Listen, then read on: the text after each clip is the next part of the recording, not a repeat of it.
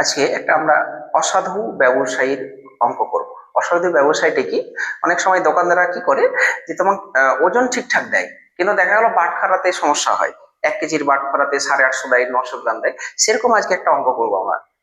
বলছে যে এক ব্যবসায়ী ক্রয় মূল্যের দ্রব্য বিক্রি করেন, মানে যে দাম লেখা আছে সে দামেই কিন্তু বিক্রি করছে, কিন্তু 1 কেজির পরিবর্তে 900 গ্রাম বাটখারা ব্যবহার করে। এবার দেখালো 1 কেজি দাম হবে, কিন্তু যে বাটখারাটা আছে বাটখারাটা কত? 900 গ্রামের বাটখারা। তার শতকরা লাভ কত হবে? তাহলে এটাকে বলে অসাধু ব্যবসায়ী। মানে 1 কেজি মানে আমরা জানি 1000 গ্রাম।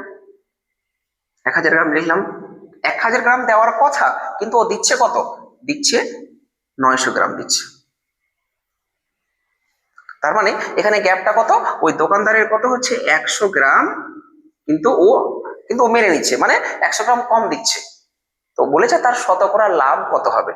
তাহলে আমরা এই ধরনের অঙ্কতে কি করব? আমাকে দেওয়ার কথা ছিল 1000 গ্রাম, কিন্তু দিচ্ছে কত গ্রাম? আমাকে দিচ্ছে 900 গ্রাম দিচ্ছে। তাহলে কতটা কম দিচ্ছে? 100 গ্রাম দিচ্ছে। তাহলে সেই 100 গ্রামটাকে আমরা কি করব? উপরে লিখবো। তাহলে কতটা দিচ্ছে সেটা আমরা নিচে লিখবো। আমরা জানি যে পার্সেন্টেজ করার সময় সবসময় টোটালটা কি হয়?